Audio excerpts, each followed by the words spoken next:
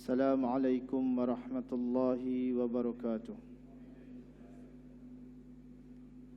Al-Fatihah. A'udzubillahi as-sami'il 'alim minash. Bismillahirrahmanirrahim. Alhamdulillahi rabbil alamin. Ar-Rahmanir Rahim. Iyyaka na'budu wa iyyaka nasta'in. Ihdinas siratal mustaqim. Siratal ladzina an'amta 'alaihim ghairil maghdubi 'alaihim waladdallin. Amin.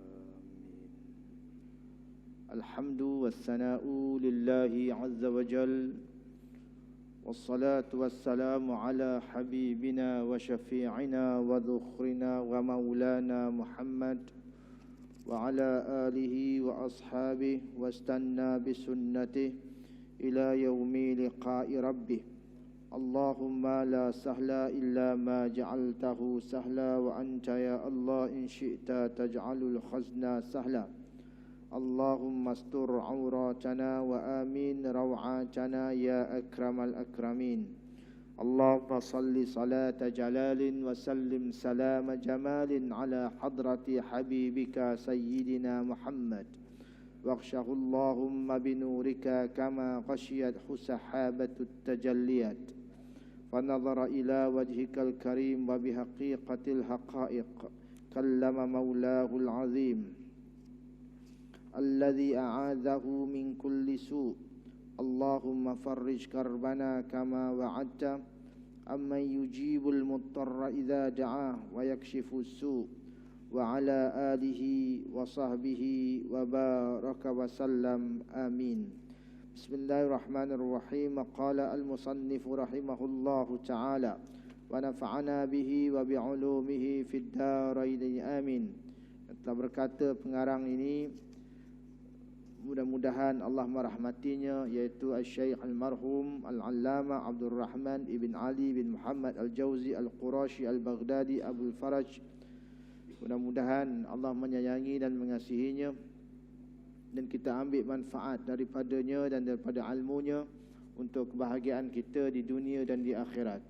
Buku ini bernama Talbis Iblis, iaitu yang boleh kita memaknakan ia dengan tipu daya, mustihad iblis, laknatullah.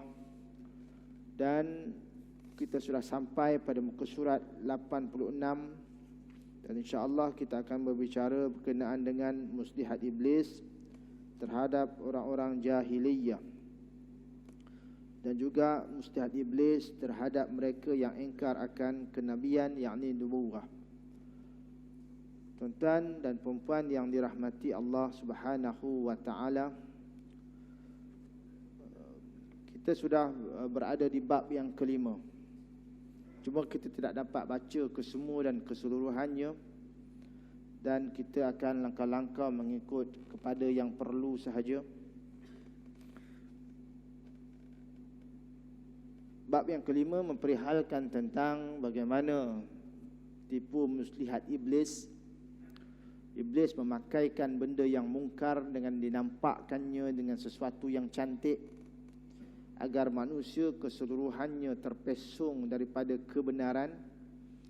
Yang bab kelima ini memperihalkan tentang bagaimana golongan-golongan falsafat, golongan-golongan batiniyah dan sekelompok-kelompok manusia yang memang sudah sesat dan disesatkan lagi oleh iblis laknatullah. Sebab itu bila kita cermati hal yang sedemikian, maka kita mengetahui bahawa memang konsep dan aktiviti pelaksanaan tugasan oleh iblis itu ialah dia memang untuk membawa semaksimum mungkin manusia itu jauh daripada Allah Subhanahu wa taala. Cuma kita kadang tersilau kerana kita menyangka kita sudah berada di tahap yang kondusif, tahap yang selamat, tahap yang meyakinkan bahawa kita itu sentiasa betul. Itu adalah suatu yang dipanggil sebagai ghurur, yang dipanggil sebagai sesuatu yang mensilaukan kita, terpedaya kita dengan keberadaan kita. Apa yang penting adalah kita kena konsisten, kita kena berdoa dan istiqamah kepada Allah agar Allah menjadikan kita itu sentiasa dalam kondisi yang hampir dengannya, dan kita istiqamah dengan Islam dan iman sehingga akhir hayat kita. Talbis iblis terhadap kaum jahiliyah. Sedikit pengenalan berkenaan dengan jahiliyah itu. Jahiliyah itu daripada perkataan jahala, semua orang tahu bermaksud jahil, iaitu orang yang tidak mempunyai pengetahuan dan tidak mengetahui, itu dipanggil jahiliyah.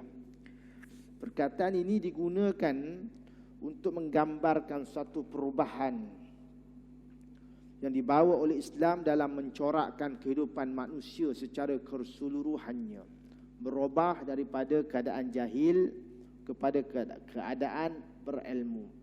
Daripada sudut ketamadunan Islam, masyarakat jahiliyah ini dia sinonim dengan keberadaan mereka di semenanjung Arab. Daripada sudut sosialnya ialah kerana dahulu sejak kejatuhan runtuhnya empangan ma'arif di Yaman, maka berbondong-bondong manusia berpindah ke seluruh pelosok alam. Ada yang ke Mekah, ada yang ke Madinah, ada yang ke Syam dan merata-rata. Sebab itu ada yang ke Taif. Dan tuan-tuan yang dirahmati oleh Allah, dikatakan asbab runtuhnya empangan ma'arif itu kerana kelalaian pemimpin ketika itu, dan berlakunya suatu banjir besar yang menyebabkan manusia menjadi terpecah daripada satu kelompok majoriti besar kepada etnik-etnik tertentu. Itu yang pergi ke Taif jadi Bani Saqif, pergi ke Madinah jadi kelompok Aus dan Khazraj. Begitulah keseluruhannya hasil natijah daripada runtuhnya empangan ma'arif di Yaman.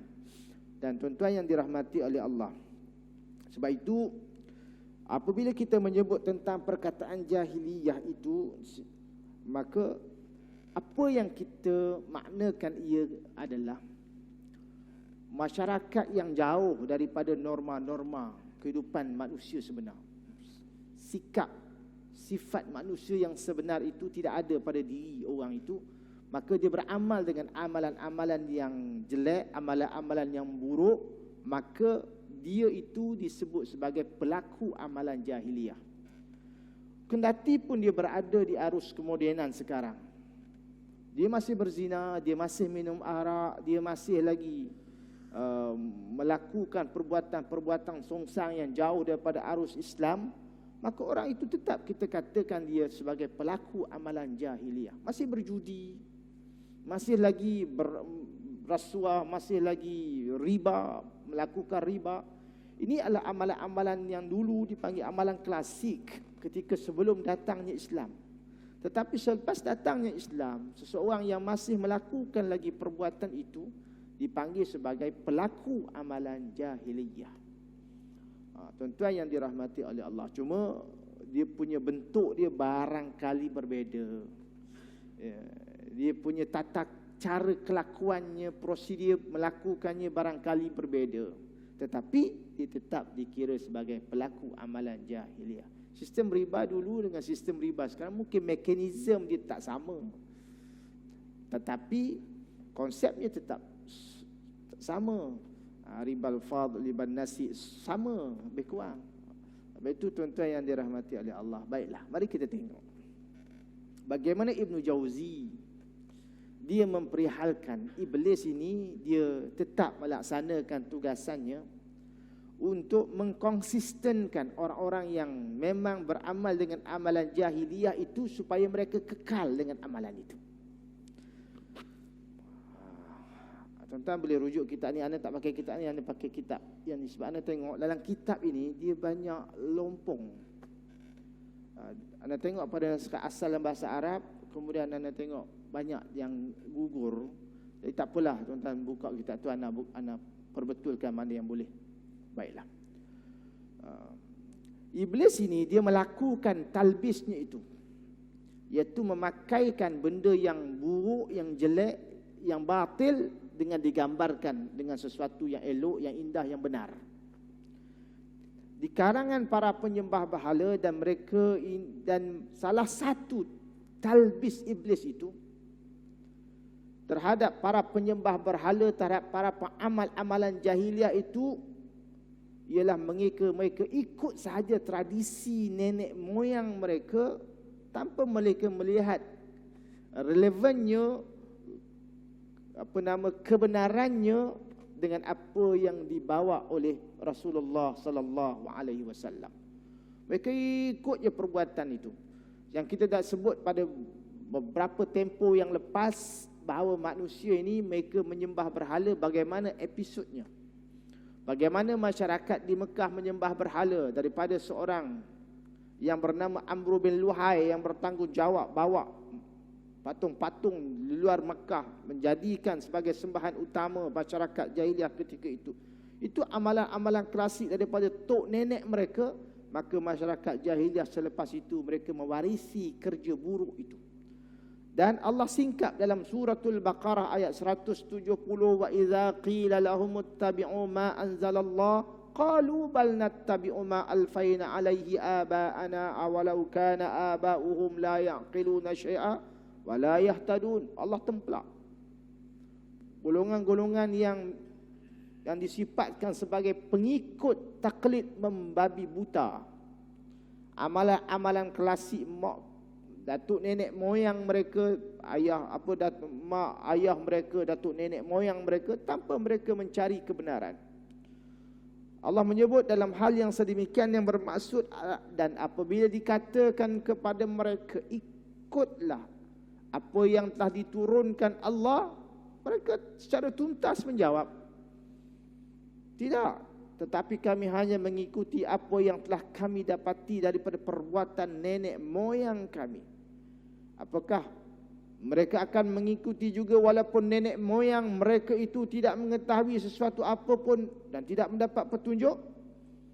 Allah mengembalikan persoalan ini untuk mereka fikirkan. Al-Quran wahyu turun.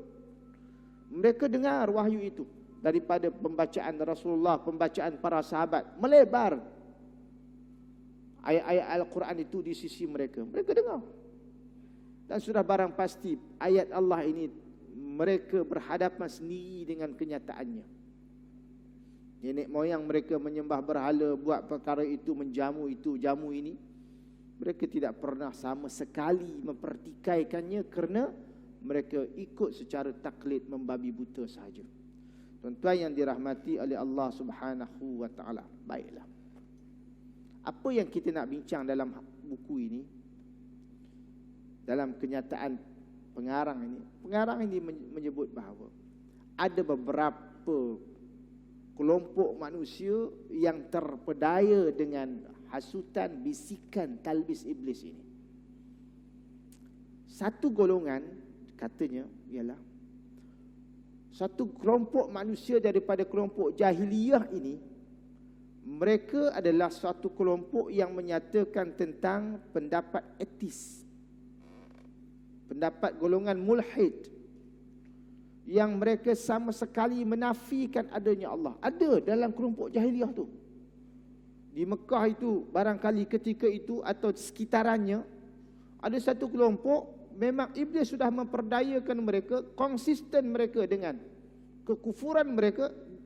Cuma iblis merasuk mereka dan mengenakan kepada mereka satu pendapat bahawa memang dunia ini tidak ada penciptanya. Maka mereka konsisten dengan hal yang sedemikian.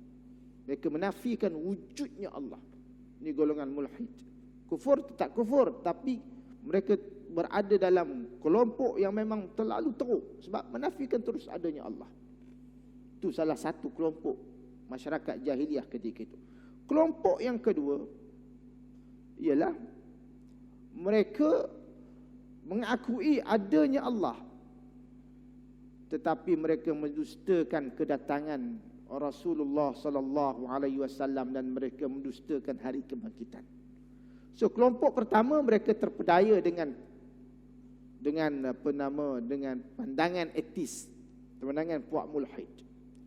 Allah menyebut dalam suratul Jasiyah ayat 24, Wa qalu ma hiya illa hayatuna ad-dunya namutu wa nahya wa ma yuhlikuna illa dar.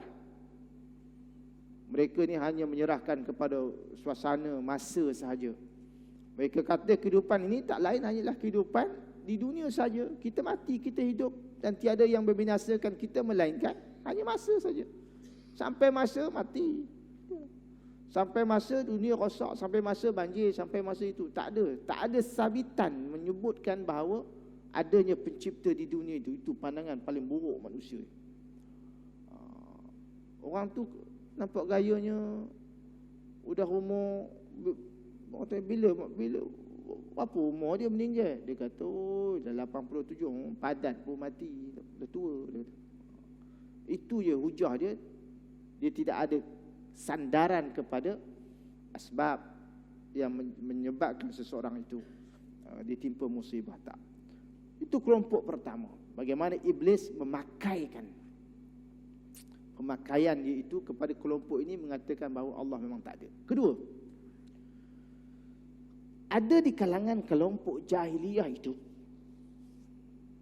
yang mengaku adanya Allah, tetapi mereka mendustakan kedatangan para rasul dan hari kebangkitan. Itu yang mereka sembah berhala. Kenapa mereka sembah berhala? Sebagai perantara antara dia dengan Allah. Begitulah. Bila ditanya, mereka mengakui wujudnya Allah, tetapi mereka tolak kedatangan Nabi. Mereka kata Nabi itu macam kita juga. Ada di kalangan orang jahiliah yang kata, kalau betul dia Nabi, apa istimewanya dia? Dia orang susah, kami orang senang, kami orang kaya, sepatutnya kami yang jadi Nabi. Terdapat daripada kelompok jahiliah sebegitu mentaliti mereka. Yang ketiga, iblis juga ditalbiskan manusia dengan mendoktrinkan bahawa Allah itu punya anak. Siapa anak Allah? Malaikat itu anak Allah.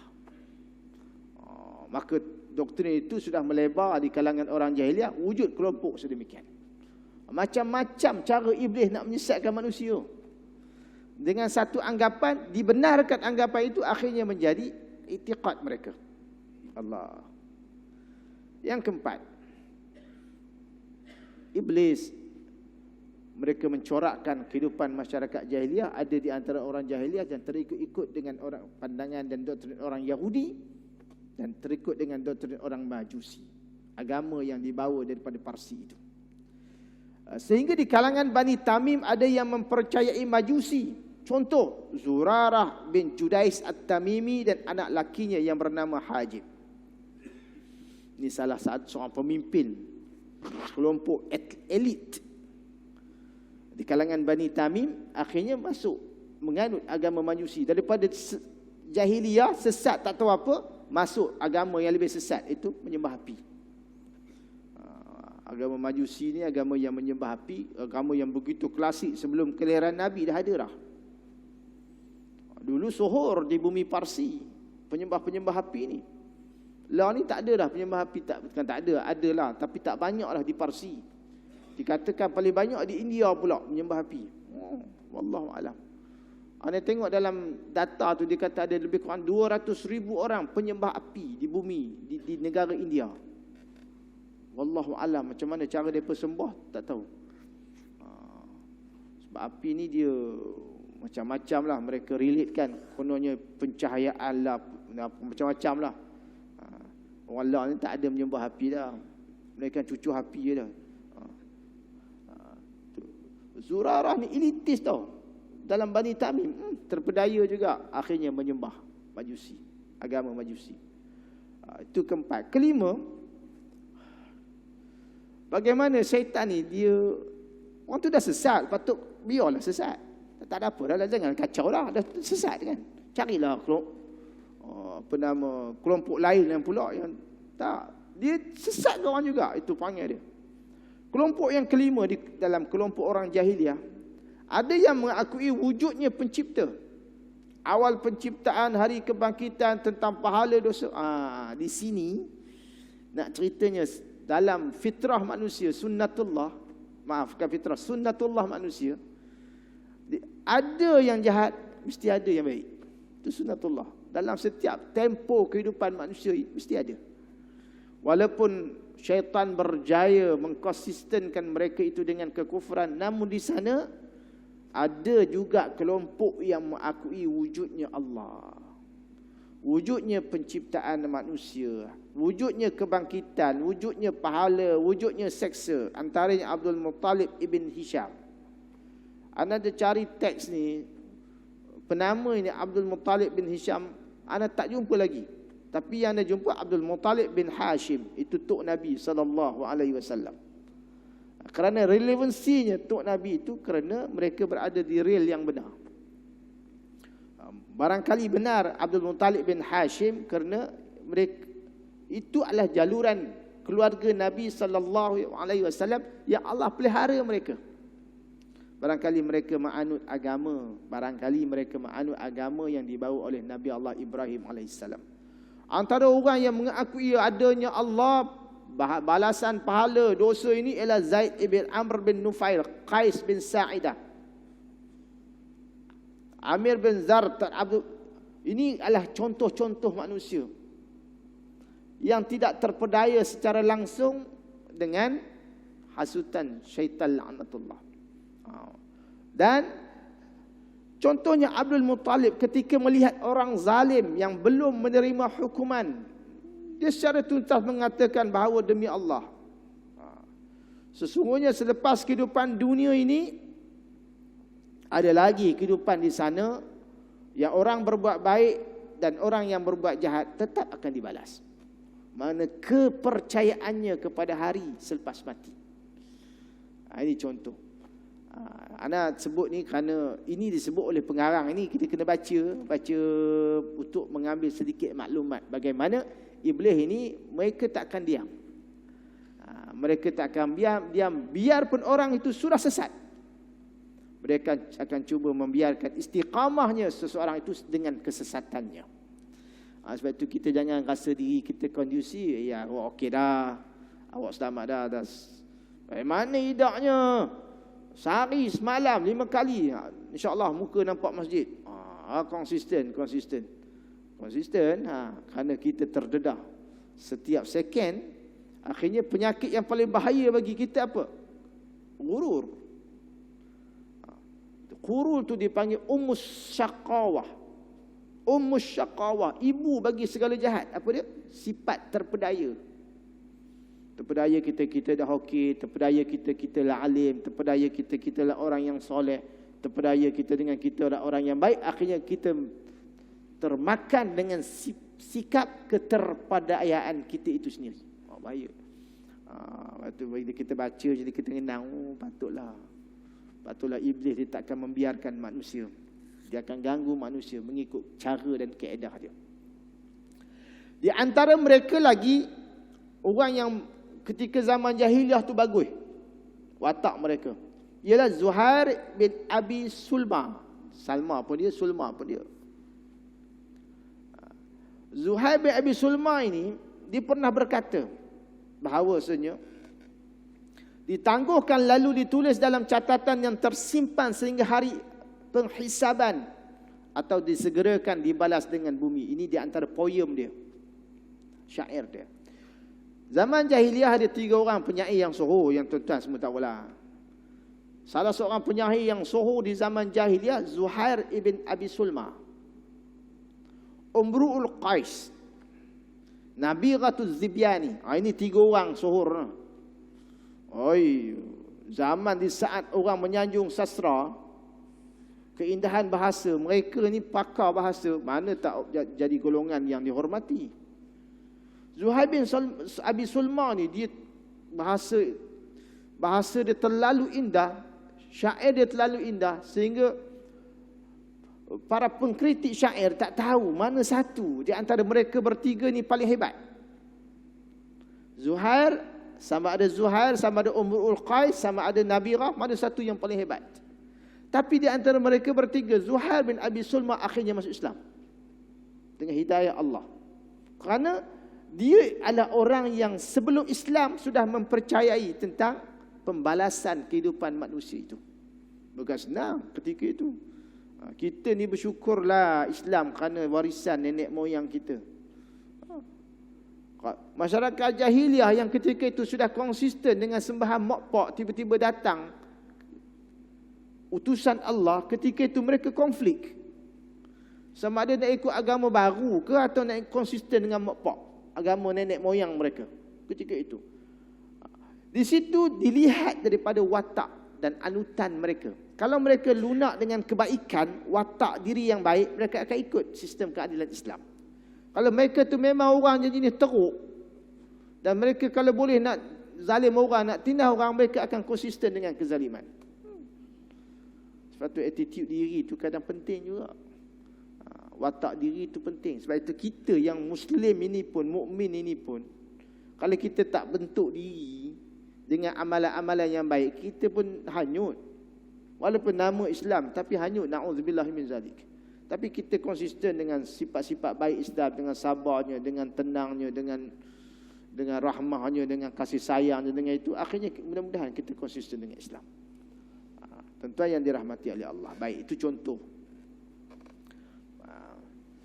Di antara mereka juga kata pengarang ini, Ibn Jauzi ini dikatakan dia mujaddid tau.